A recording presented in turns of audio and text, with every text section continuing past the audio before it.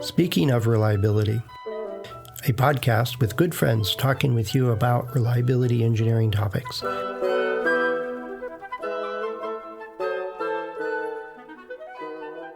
Welcome to Speaking of Reliability. This is Fred Schenkelberg. This is Greg Hutchins. Hey, Greg. Hey, do you have a favorite boss?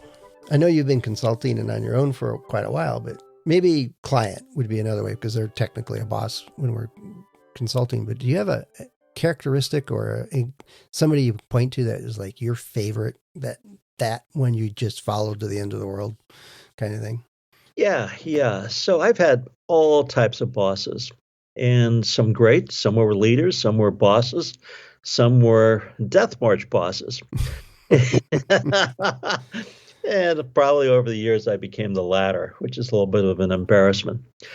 But yeah, one of the best bosses I had was an SVP for one of the large firms, consulting firms. And he would always ask one question: what problem are we trying to solve today? Yep. And that became ingrained in me really early in my 20s as a worker. A great boss, had basically half-hour meetings with him weekly. Basically, they were chats about how's the weather, what's on your mind, how are you doing, what can I do to support you? That was it. And over the years, really liked working for him. Worked with him on all types of work, basically left me alone and left our team alone. So that was great. On the other hand, I've had bosses who micromanaged me, which didn't work out well. But over the years, I've had great bosses, absolutely. How about you, Fred? Yeah, a couple of similar ones. I think one of my favorites by far, she knew I was in the office early, and she would show up early every now and then and just swing by where my office was and say, hey, what you working on? And after a while, I learned that if I had a question, like I'm struggling with this, or I'm not sure about the approach on this, or how do I, who's a good resource for something like that? At first, she would never answer the question. And she never ever did after that. I realized she wasn't answering the question. But what she did that was brilliant in my mind, looking back on it, is she would reframe whatever it was I was struggling with such that I was looking at it in a way that I could see the answer. And I don't know, she's an amazingly brilliant person with great experience. And she more than likely could have just said, oh, go to page 87 and look up the answer here. I wrote about that, 10 years ago. She had great experience, great background. But part of her style was, if you learn how to view the problem properly, you can solve it yourself, or find the path to solve it. And so I cherished those oftentimes only 2-minute interactions. Right. But it was, and I've had different styles of folks. There's folks that said, hey, this is what we're trying to accomplish. Let's all grab the rope together and move it. And let's, like, any ideas? Oh, okay. If we put handles on this, it's easier. Okay. That's a good idea. Let's try that. Willing to experiments, letting you take risks and fail. And it's okay. We learn from it. In my military career, I worked for a commander that said, when you're faced with a decision, you either make the right decision, which is great. You pull on your experience and you do the right thing and you move on, or you make the wrong decision and it doesn't work out, and you have to learn from that. And that's okay. And you will make mistakes. It's bound to happen. We have to make lots of decisions, and you're going to make mistakes. And as long as you're learning from it, then you're okay in my book. And then he would reinforce that by, hey, that didn't work out so well. What'd you learn? Kind of thing. You just got to know that it was okay, and that we would talk about it and figure out what to do next. He says, the only thing you can do that will garner my ire, he had a command of the English language I never could muster. He would say, is you're faced with a decision is when you don't make a decision, because that in itself is a decision, but you cannot ignore making decisions. And I was a battery commander in the Army, and he was a battalion commander. And he says, the worst thing you can do in this job is not make decisions. And that has always stuck with me. And I know I will make mistakes, and that's okay. And so those two were probably my pivotal examples. And there's plenty of others that I have plenty of stories about, good and bad. But those people, I don't know if they were managers or leaders in the way we think of those two different terms in general. They were my boss, my manager. Both of them tended to lead. They said, here's the culture we want to do. This is the type of behavior we're doing. This is the way we approach problems. They showed the way and then got out of the way. Wow. Would that be a leader? Interestingly, the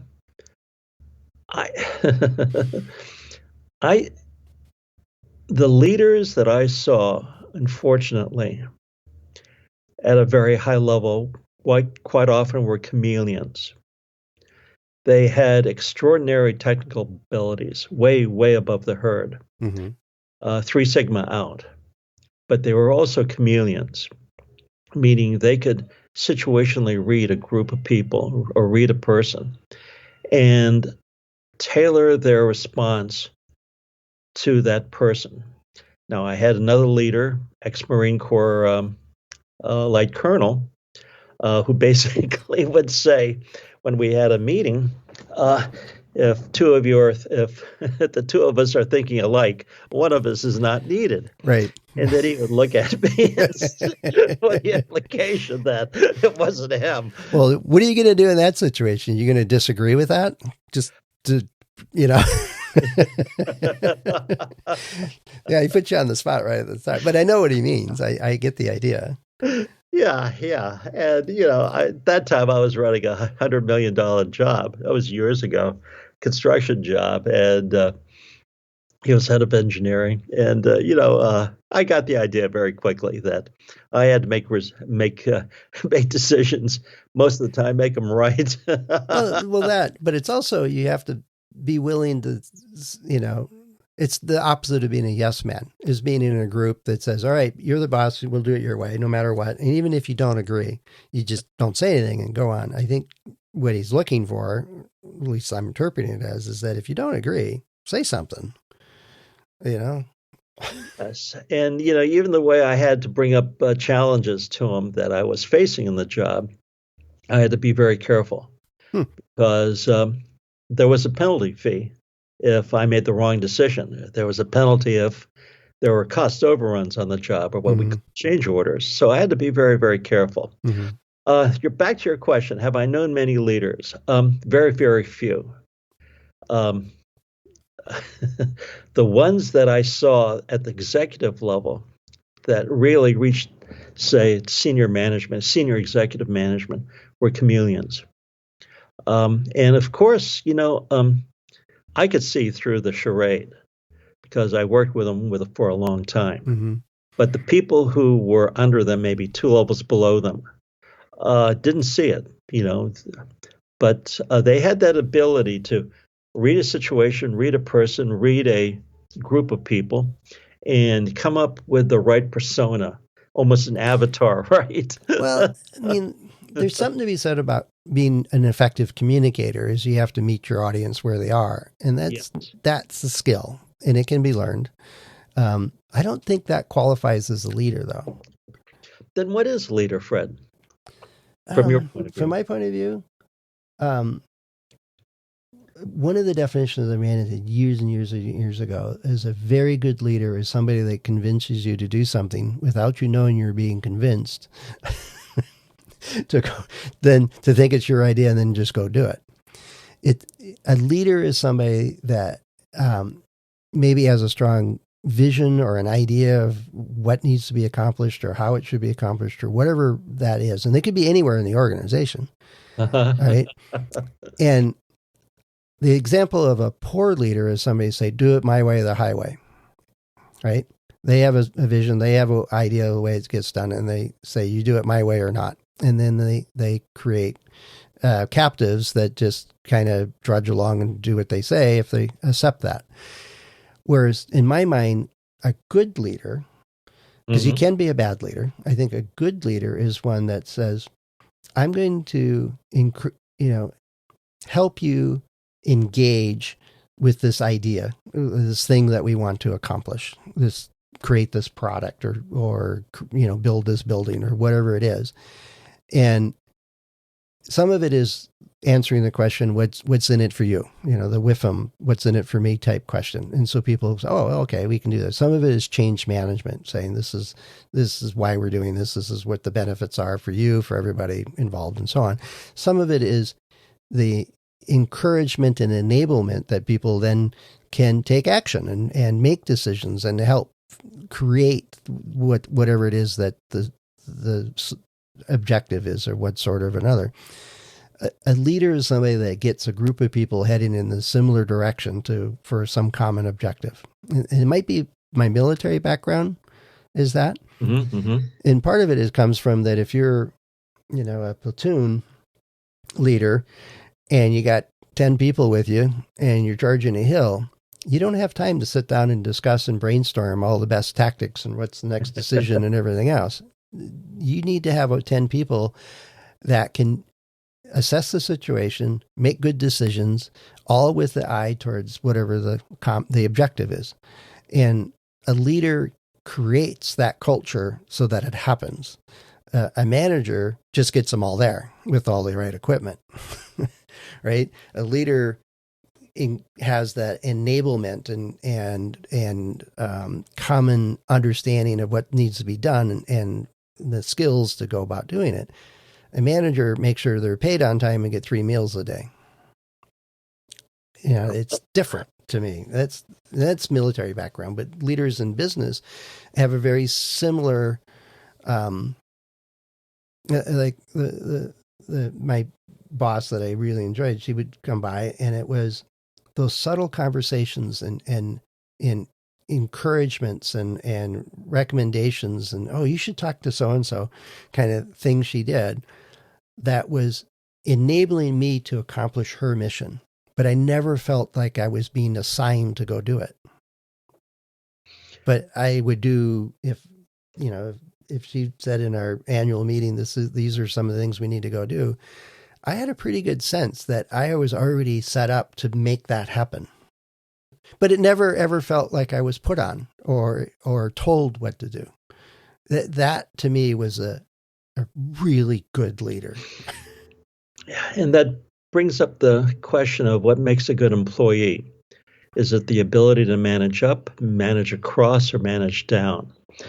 So a quick story, and this basically is Margot, my daughter.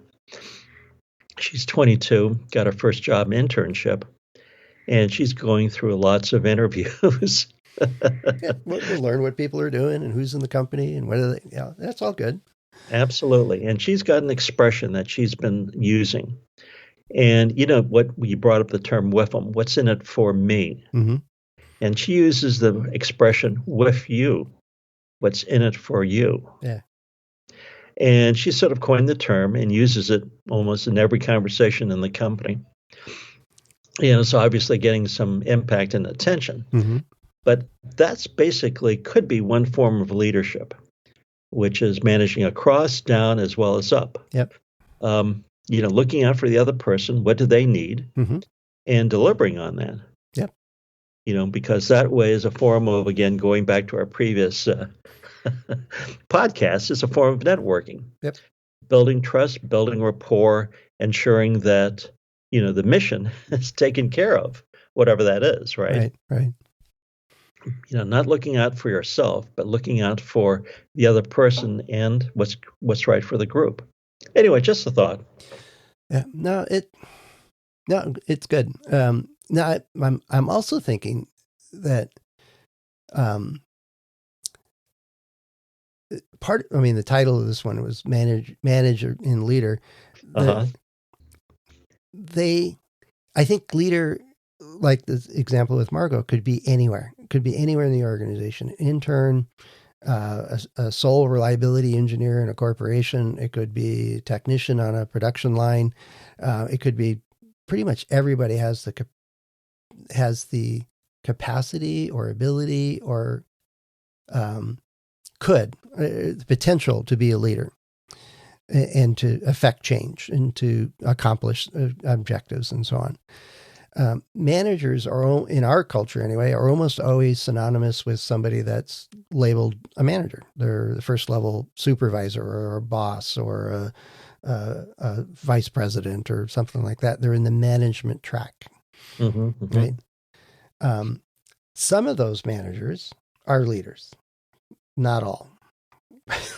I know way more managers that spend inordinate amount of time trying to figure out who gets to sit where and how to make payroll and what kind of raise to incentivize somebody with the next time, or, just shuffling the deck chairs kinds of activities in the big picture of things, and completely miss part of their duty in the role they're playing is to lead the group or lead the folks that they're managing. And I think, to me, a manager does the administrative work of managing, of organizing a group, but they don't provide insight or inspiration or enablement or anything else. Well, just for a sort of a brief second, I just want to say, when you've got a large group of people and you've got to meet your quarterlies, meet your numbers, which can be sometimes very brutal because you've got a boss who's telling you, you've got a P&L, a profit loss statement, and this is what we want you to make. Right. At that point, you become sort of a director type of manager, right? Where things are laid out to people and, here are the metrics, here are the KPIs you have to make, especially if they're financials. Yeah. But can I bring up a new thought? Sure. Peter Drucker, many years ago, said the most important thing for a person is self-management. So how would you look at that? The ability to take care of self-care, self-reflect. Well, there's a bunch of different aspects of that, Greg. In my mind, what immediately comes to mind is that, if you need to learn something, you go learn it. If you need to experiment with something to learn from that, whether it's making a presentation or in the lab, you set it up and run it and go do it. To me, self-management is you don't ask permission, you ask for forgiveness. It's kind of been my motto is, if I really want to, expand my network, going back to our last episode, and I want to go to this conference, but my manager is worried about travel budget and won't decide to approve or not approve it, I just buy a plane ticket and go. So self-management for me is, if somebody else is not going to lead, I will. If somebody else is not going to manage decisively, I'll decide. And as I'd manage it. That's what it means to me, but that might be just me. But that goes back to the culture of the organization. What happens if you're introspective and introverted and you don't want to self-manage yourself? Well, those people, I ran into folks like that in this group I was in. And we had that boss I really, really liked. She was running the group and she had 5 managers under her. And I worked for one of them that just could not make a decision, and nobody wanted to work for the guy. It was a combination of microman. He complained that I had too many ideas. That was one of his feedback to me. It was in my annual review, is that I have just too many ideas. Okay. You guys set up this competition to see who could have the most ideas for future projects. Wasn't that the point? He goes, well, you had too many. Okay, well, whatever. So I went to my director and said, this isn't working. And she goes, yeah, I know that. You can manage yourself. So myself and one other guy started our self-managed group. And eventually we had so many things going on, so many projects going on. She said, you're doing great. Everything's wonderful. I don't have any complaints, but you really need a manager because, somebody's got to take care of all the administrative stuff. And so she said, you go hire your own. If one of you two don't want to be the manager, and we looked at each other like, no way, death now. We're engineers. He said, you gotta go find your manager. And so we did. And it ended up being another great leader experience. So that worked out really well.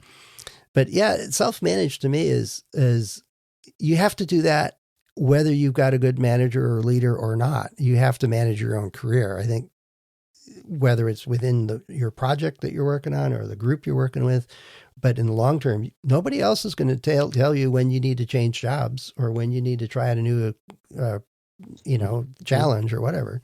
You got to figure that out. Yes, yes. So the bottom line is there's a lot of concepts around management and leadership. And it basically can be contextual, where you sit, where you stand, Yep. And are you one of the favored few? Because, if you're not one of the favored few, your leader might just simply be a manager because you don't like him or her. Yeah, or that's their only interaction with you is completely administrative, right? Absolutely. Where with the people that they're mentoring, they're actually perceived as leaders. That's a good point. Well, I've been on both sides, both on the manager side as well as the subordinate. And in both situations, I'd rather be the the high potential employee that's being mentored as opposed to the one that's being excluded from meetings. Yeah, there's a lot to be said for that. It's and you did mention that. There's so many aspects to this, and this is just it's not. 20 minutes is not enough to do justice to it, but certainly not a cartoon meme on a social media platform doesn't do it justice either. But I think there's so many different points to this, and we'll have to come back to it. But in the meantime, if we ask our listeners, what would they like to know about it? A combination of what's your best and worst leaders. That might make an interesting book in and of itself. That's a good point. Or videos or more podcasts. Yeah. And another question I have that I should probably make a note is can you help your boss become a good leader? Can you, manage up so that they become the leader that you need kind of thing? But if you're listening to this, if you got some questions in and around this area, and I'm going to tie it into reliability just with one comment is that reliability engineers have a unique perspective across many organizations that very few in the organization have. So you can take on that leadership role much easier than somebody that's working as an electrical engineering designer that's only doing one circuit, for example, and that's their task. Whereas we often get to see so many other things that actually seeing the opportunities to be a leader is actually pretty easy, in my opinion. But that may be a subject for a whole nother whole series of podcasts. But anyway, if you got a question on this or insight or observation or something like that, let us know. Head over to ascendoreliability.com/go/SOR, or you could find Greg or I on LinkedIn or on our about pages on Ascendo. Lots of ways for you to get in touch with us, and we'd certainly like to hear from you on this topic or on any other of the 775 other topics we've talked about in this podcast series. We certainly would like to hear from you. So with that, Greg, I think we'll wrap this one up. I'm going to go lead my way over to wherever lunch is being served today at the house. It might be outside. Me too. Lucky you. So anyway, thank you very much. This was a fun topic. I'd like to know what type of self-management challenges are you having in life or work? So just a thought. Yeah, no, that's a good one. Yeah, that would be a good one to talk about. All right. Cool. We'll look forward to hearing from everybody. Thanks so much, Greg. We'll talk again soon. Absolutely. Thanks much. Bye-bye now. Thanks for listening to Speaking of Reliability. We invite you to join the conversation. If you have a question or a topic that you think we should discuss in a future show, please let us know. You can find a comment box below the episode show notes, or just leave a note as part of a review on iTunes.